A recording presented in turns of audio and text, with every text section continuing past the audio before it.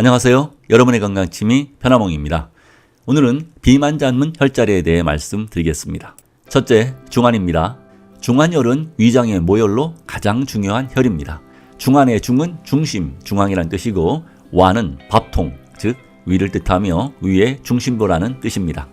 우리 몸에 361개의 경혈이 있는데 그 중에 가장 중요한 혈이 바로 중환입니다.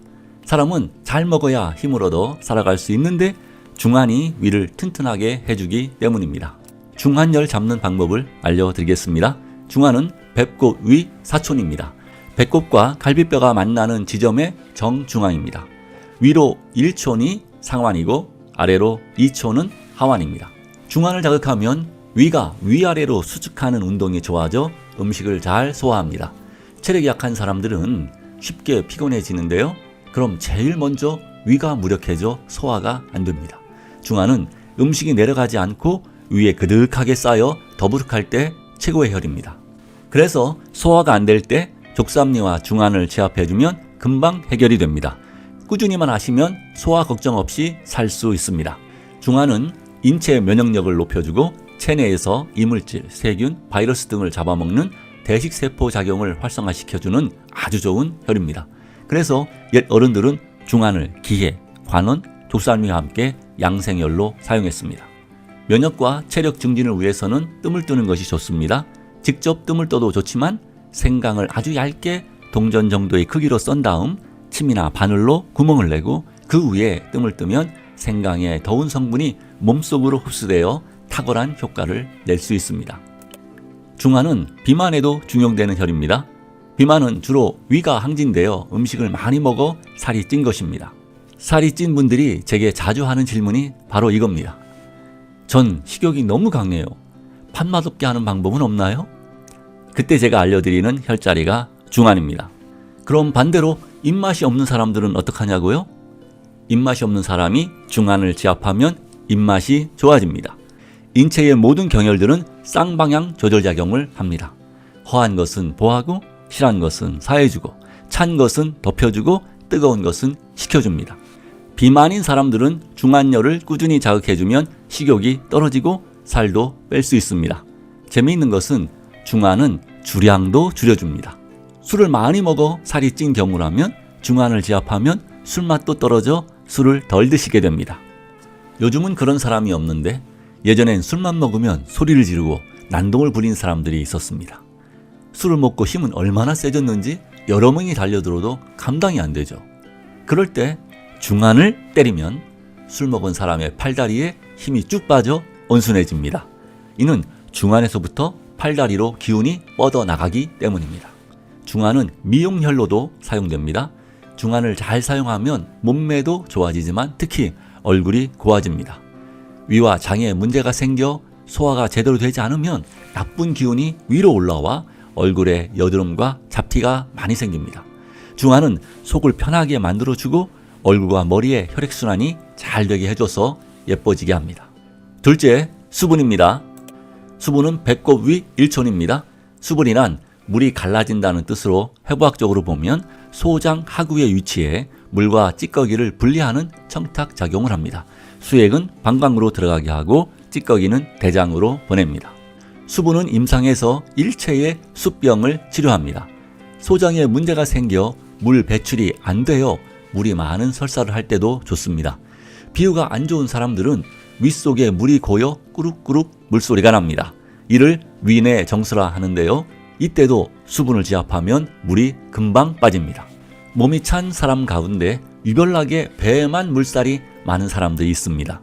이들에게는 수분열이 기가 막힌 혈입니다. 이런 분들은 배를 따뜻하게 하는 것이 중요합니다.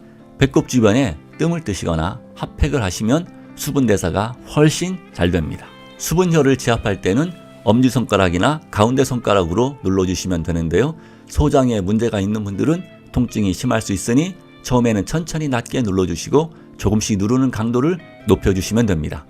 한 번 누를 때 3초에서 5초로 하시고 5분에서 10분 정도 하시면 됩니다. 셋째, 대횡입니다.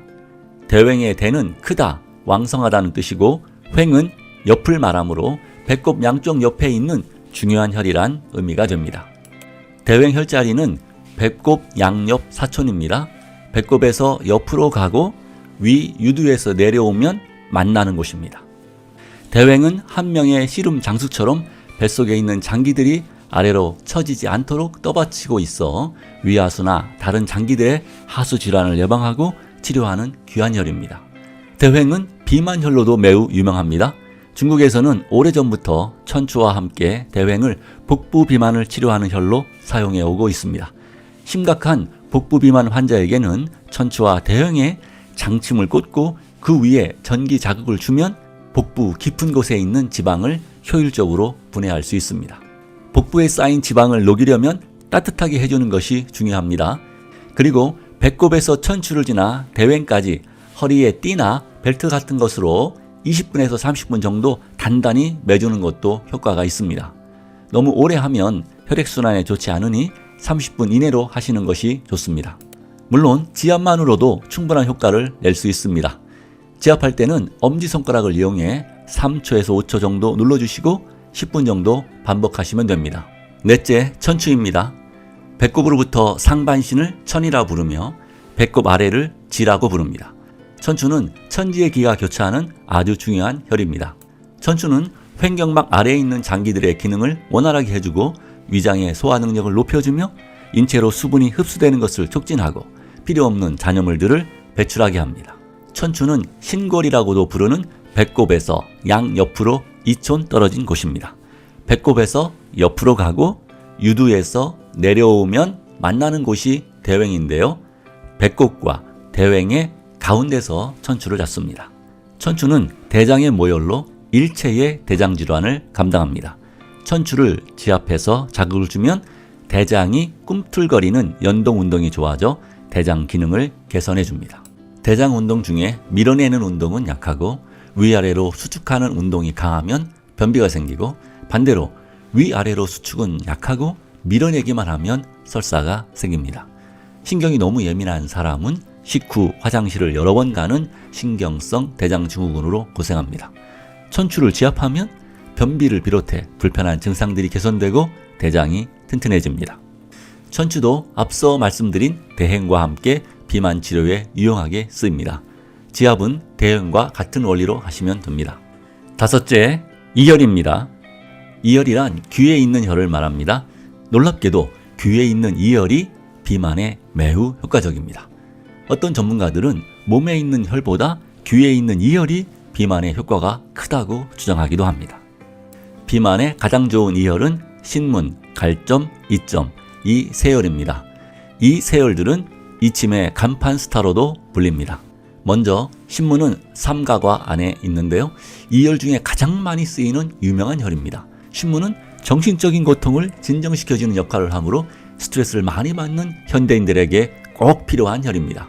특히 스트레스를 받으면 사정없이 음식을 섭취해 살이 찌는 사람에게 안성맞춤의 혈입니다. 갈점과 기점은 이병에 위치하고 있습니다.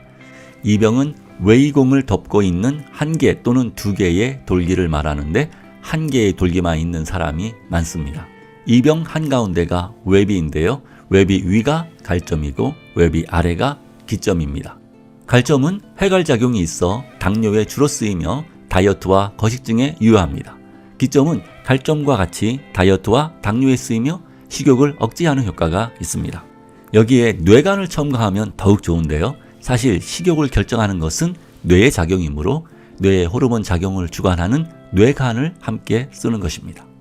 이 중 식욕을 줄여주는 갈점과 기점은 금연에도 효과가 매우 큰 것으로 유명합니다. 금연을 하고자 하시는 분들은 갈점과 기점을 잊지 마시길 바랍니다. 이 혈을 자극하려면 시중에서 아주 작은 침으로 만든 이침이나 돌이나 세라믹으로 만든 스티커가 있으니 구입하셔서 이 혈에 붙여주시면 됩니다. 귀에 이침을 붙이는 것이 번거로운 분들은 볼펜이나 적당한 기압기를 가지고 눌러 자극을 주셔도 됩니다. 오늘은 여기까지 하겠습니다. 다음 시간에는 갱년기 증상에 대해 살펴보겠습니다. 끝까지 시청해 주셔서 감사드립니다. 이 영상이 도움이 되셨다면 구독, 좋아요 부탁드립니다.